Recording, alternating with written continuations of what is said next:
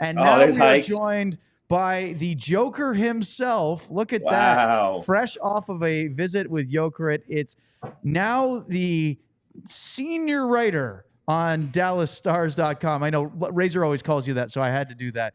It's the great Mike Heika. Mike, thanks for joining us live from Tampere. Mike. I'm very lucky to be on the show today. This is amazing. This is just a normal Thursday for us. I didn't even know that it was Halloween. So I have a question. Luds, are you going to be handing out candy tonight? I want to see those kids at the door.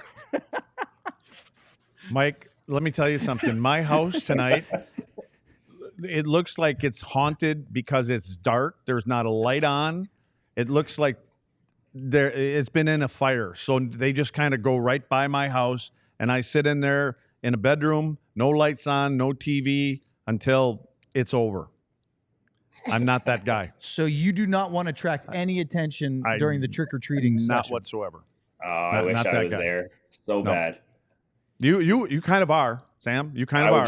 I would show up at your house. Sam, I'm going to make you stand up again real quick. For those that are going to be listening to the audio version later, it won't play as well. But Hikes, just so you can see the full experience of Sam Craig Ludwig Nessler. He's got the number 3, and he did it on the arms, on the shoulders as well. Show him there, Sam. And then he's even got the beverage of choice. Oh yeah. And I even got this baby. I don't know if Luds is an Easton guy, but I got the oldest stick I could That's a 2-piece. Oh yeah, that's a 2-piece there. 2-piece, yeah. baby. So our chat on YouTube said that Sam's costume isn't complete because that helmet is way too new for what Luddy would have been wearing back then. And then it also said he needs to have shin pads that look more like baking sheets. Luds, you were a Cooper guy at first. I discovered in my research, and then Bauer is what I think I found out. Right? I believe you. If you say so. That's good research. Hey, I took whatever they'd give me. All right, let's get to some serious hockey for a minute, and then we can have some fun. Mike, I saw your tweet this morning about a couple of line jumblings, and this caught my attention for sure as you reported. Well, actually, I'll let you tell everybody what you reported. It looks like a couple of swaps of the lines. Yeah, Jamie looks like he's going to go up and play next to Rope, and then Robertson is going to move down and play with Wyatt. And talking to Pete this morning, he just said Jason's taken some time to get into the season. I talked to Jason too, and he said he's never had surgery before. He had a cyst removed from his foot that kept him off skates for, I think, like 6 weeks in the summer. And so it has been a process for him to come back. It's funny because we all said, oh, well, he held out that 1 year and missed all of camp. So this should be easy to bounce back from. And then he's like, yeah, but I couldn't skate all summer. He was skating every day when he was in his, he wasn't a holdout, but in his contract dispute. And so it's been a challenge for him. And yet he still scores goals, still gets points. He said today that he thinks the entire team really lost a little bit of zip from the fact the power play struggled early. And he said, if we can get that going, then the points will roll up. So, Mike, with all the line juggling, I don't know, when you're juggling lines like that, isn't it, if it ain't broke, don't fix it? I mean, aren't they kind of getting on a roll right away here? One of the guys that we've talked about quite a bit here, trying to get into a groove, Maverick Bork. And who should he play with? I guess that's my question. It's a great question. Well, of course. So it is. You're an amazing Jesus, man. Mike, we talk enough. You know that. What a host. But it's interesting that Dodonov right now is playing with Johnston and it would be Robertson. And that line would have been Benn. And the thought process was Maverick at center and then Stankoven at right wing. Then you move Johnston up to the right wing with Hinton and Robertson. And I actually like that on paper because I think Wyatt's not really knocking anybody dead right now. And I think if he got up on that line and maybe got 10 games, that they could get some chemistry going, and it might be really good. But it's hard. It's hard to be a coach. You know that. And they just can't leave things alone. It's like the power play, you thought, okay, well, it'll bust out. But Spotter had to move people around on that before the Boston game, and it ended up paying off. But when things aren't working, the coaches are going to shuffle. And I'm with you. I wish they would be more patient at times. On paper, I mean, I think you can look at a couple of things and say, Robertson will get going once his, gets the skating going again. And then him playing with Hintz and Johnston might be a really good top line.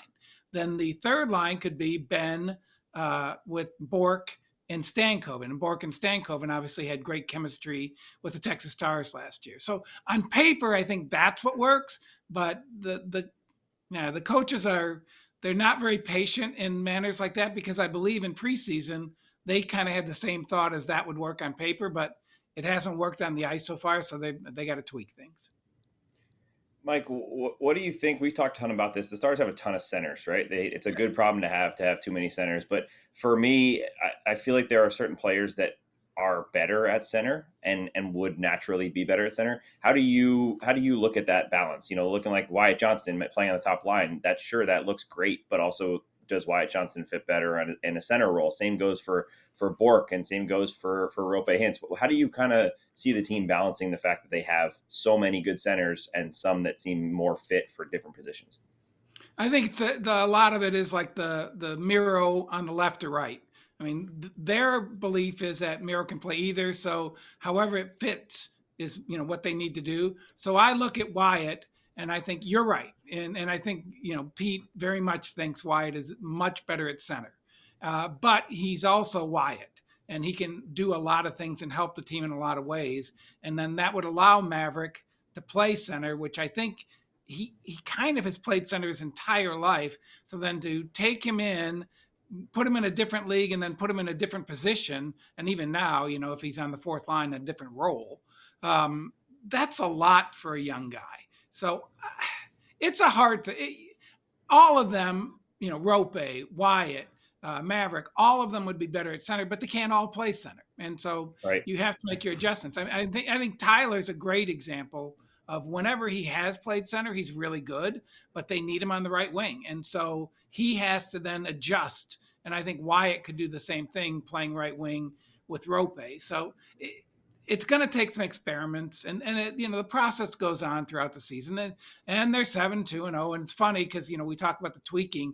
As good as they are as far in the standings, I think the coaches think, we really haven't played. We've played the one great game in Boston and a couple of other good games, but that they've been lacking.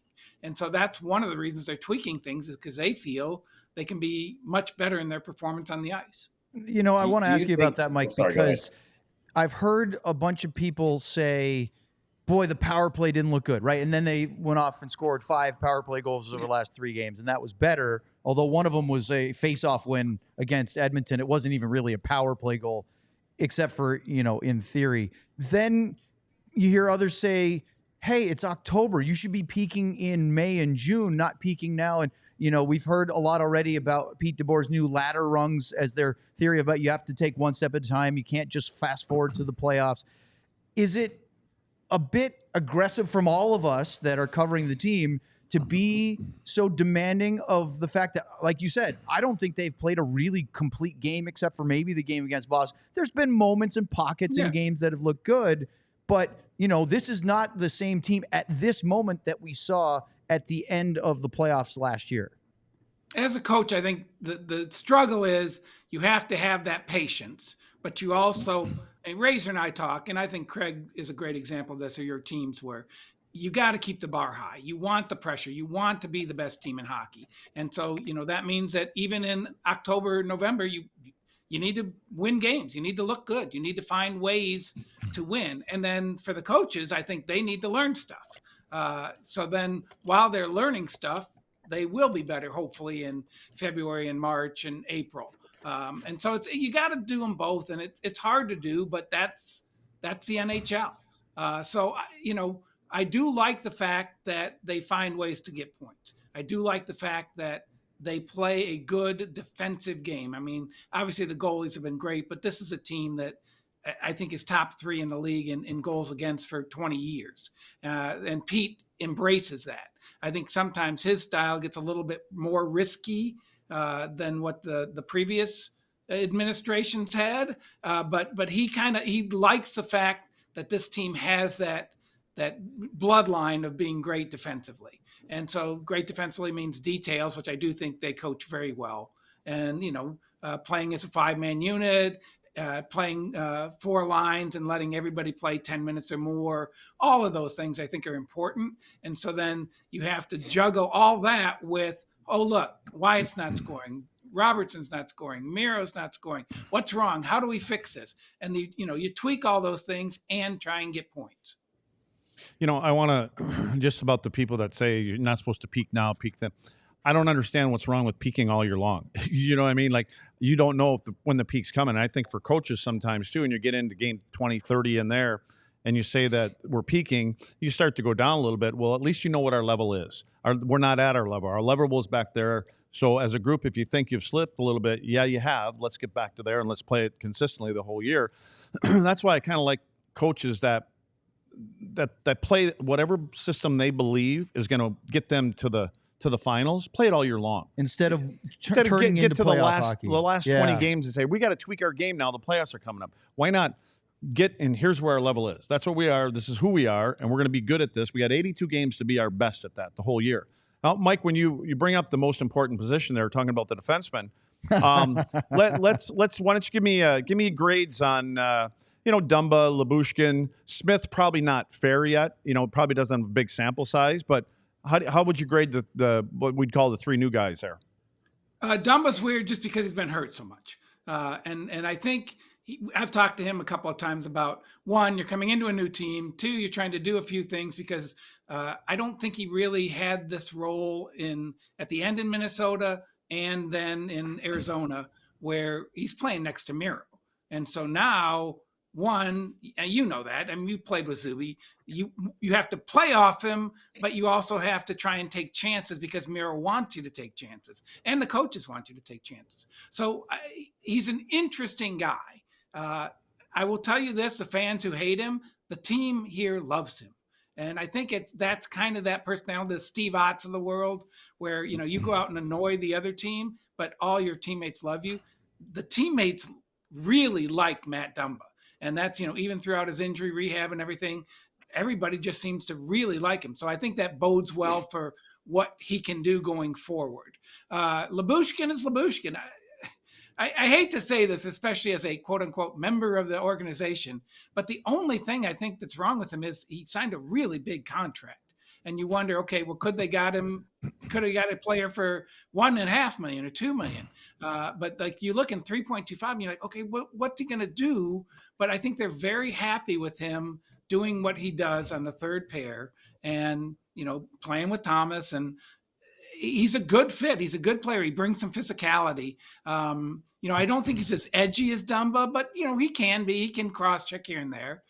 So then that's been a good thing. And I like Brendan Smith. I think he's, he fits exactly what they need. Like if you look at, you got to throw out Tanev. That I think that's an X factor that you couldn't replace for either money or players who are available. But if you look at Dumba is better than Hakanpää, who'd they lose? They lost. Ryan Suter. Dumba's better. Suter. Yeah, Dumba's better than Ryan Suter. Lyubushkin's better than Hakanpää, and I think Smith is better than. The guy who went to Calgary. Talk about Hanley. Joel Hanley. Joel Hanley.